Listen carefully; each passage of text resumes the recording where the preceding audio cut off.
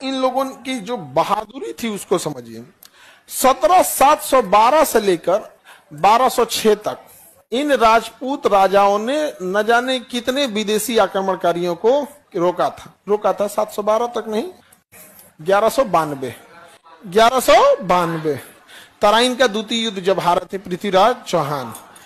लगभग देखो 500 साल का है। इसको 1192 को आप 1200 मान सकते हो, 712 को 7 मानो, तो 700 से लेके 1200 के बीच में लगभग कितना साल हो गया? 500 साल। कितने साल हो गए? 500 सालों तक इन राजपूत शासकों ने एक भी विदेशी आक्रमणकारी को भारत के अंदर प्रवेश नहीं करने दी। लेकिन जब यह राजपूत शासक 1192 का तराइन युद्ध हारते हैं तो 500 साल तक इन विदेशी आक्रमणकारियों को यह जगह पार करने में हालत खराब हो रही थी। और जैसे तराइन का युद्ध हारते हैं पूरे भारत पे कब्जा हो जाता है।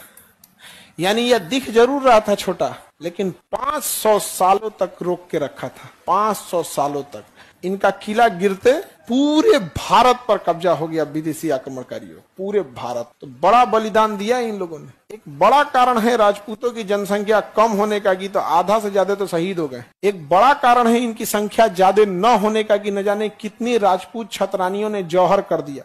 एक बार में कभी 33,000, कभी 22,000, कभी 15,000 रानियों ने जल के चित्तौड़गढ़ के किले में 3-3 बार जौहर किया। तो इनकी संख्या ज्यादा न होने के पीछे एक कारण भी है इनकी बहादुरी, और बहुत बहादुरी से लड़े थे। कमी थी कि साम्राज्य छोटा था, आपसी मतभेद बहुत ज्यादा था, आपसी मतभेद। और ये आपसी मतभेद जब रहेगा कोई भी आगे नहीं जा पाएंगे। आप समझ में आ गए कि आप इन्हें भगवान नहीं कह सकते हैं। राजपूत लोग को हम ही नहीं कह सकते कि जो यहाँ पे लड़े थे तो ये भगवान थे, लेकिन ये इतने बहादुर थे कि इनके वजह से बहुत सारे भगवान बचे हुए हैं।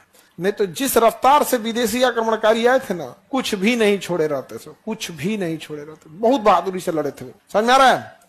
दूसरा